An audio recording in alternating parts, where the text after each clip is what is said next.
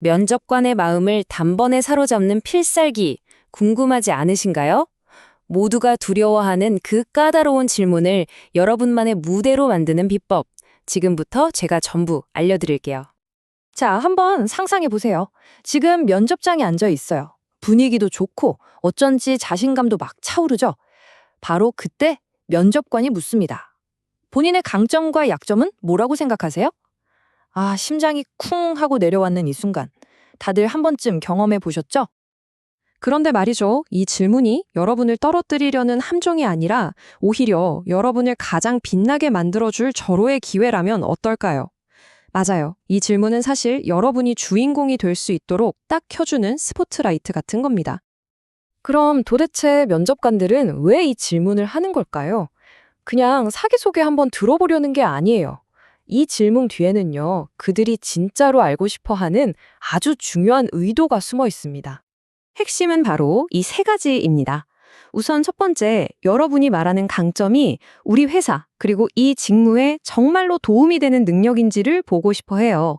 두 번째, 약점을 통해서는, 이 사람이 어려움을 만나면 어떻게 해결하는구나.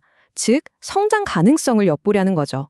그리고 마지막으로 자기 자신을 얼마나 잘 또 객관적으로 파악하고 있는지, 그 메타인지를 확인하고 싶은 겁니다. 자, 그럼 이 모든 의도를 완벽하게 꿰뚫는 답변 어떻게 만들어야 할까요? 걱정 마세요. 제가 누군 바로 써먹을 수 있는 아주 간단하면서도 강력한 필승 공식을 하나 알려드릴게요.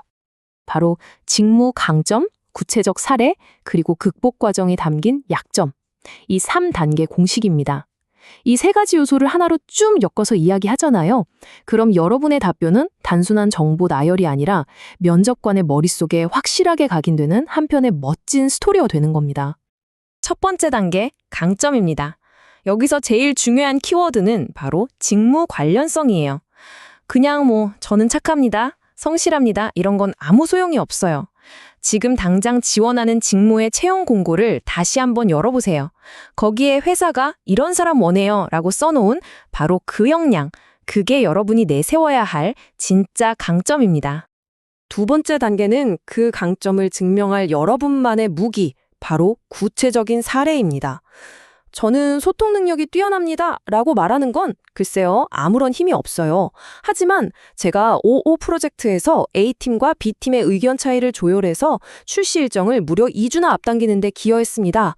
이건 완전히 차원이 다른 이야기죠. 여러분의 경험을 숫자로, 결과로 똑 부러지게 보여주세요. 자, 마지막 세 번째, 약점입니다. 물론 솔직해야죠. 하지만 저는 좀 게으른 편입니다. 하고 끝나면 이건 정말 안 돼요. 진짜 중요한 건 약점을 개선하기 위해 지금 내가 어떤 노력을 하고 있는지 그 성장 스토리를 들려주는 거예요. 이게 바로 여러분의 발전 가능성을 보여주는 결정적인 한 방이 될 겁니다. 자, 이론은 이쯤 하고요. 이제 이 공식이 실제 면접에서 얼마나 강력한 힘을 발휘하는지 직무별 모범 답안을 함께 뜯어보면서 한번 확인해 볼까요? 먼저 마케팅 직무 지원자입니다. 저의 강점은 데이터를 기반으로 전략을 세우는 것입니다. 실제로 한 광고 캠페인에서 고객 데이터를 분석해서 타겟을 다시 설정했고 그 결과 광고 클릭률을 30%나 향상시킨 경험이 있습니다. 반면에 저의 약점은 완벽주의적인 성향 때문에 때로 속도가 더뎌진다는 점인데요. 이걸 보완하기 위해서 의식적으로 업무 완성도가 80% 정도 되었을 때 동료들에게 공유하고 피드백을 받아서 속도와 퀄리티의 균형을 맞추려고 노력하고 있습니다. 자, 이 답변 한번 뜯어볼까요?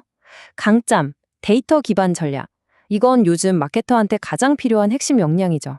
그리고 그냥 잘한다고 한 게 아니라 클릭률 30% 향상이라는 구체적인 숫자로 딱 증명해냈어요. 이게 바로 면접관 기억에 남는 포인트입니다. 약점인 완벽주의는 자칫하면 고집세 보일 수 있는데 80% 룰이라는 자기만의 해결책을 제시하니까 오히려 자기 관리가 철저하고 효율적인 사람이란 인상을 주죠. 와, 정말 영리하지 않나요? 다음은 개발자 지원자입니다.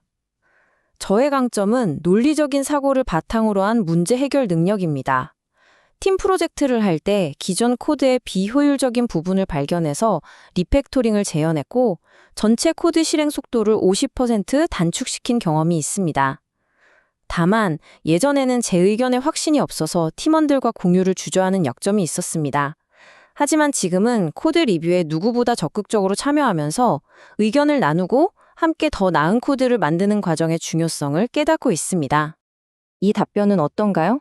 개발자의 핵심 역량인 문제 해결 능력을 강점으로 내세웠고 실행 속도 50% 단축이라는 어마어마한 성과로 이걸 뒷받침했죠. 여기서 주목할 점은 바로 약점이에요.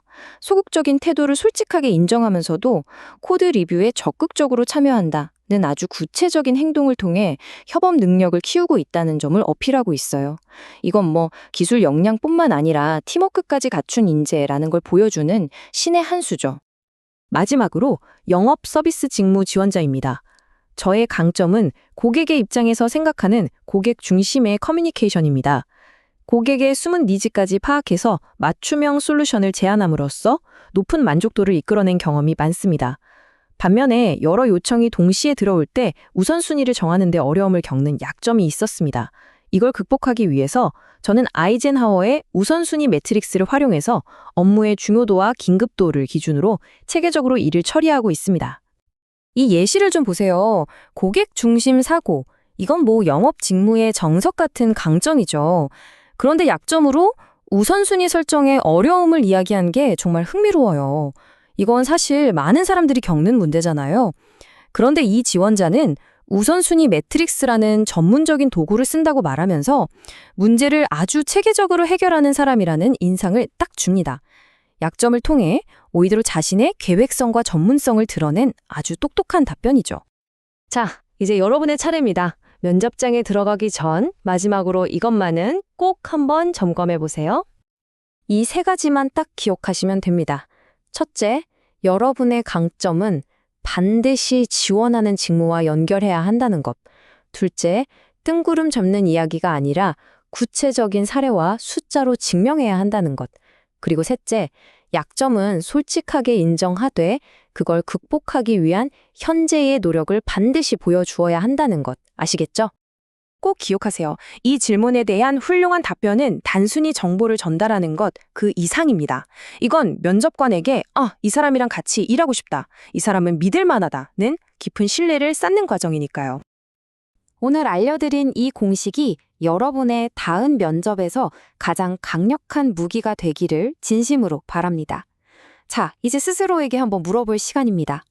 여러분의 진짜 강점은 대체 뭔가요?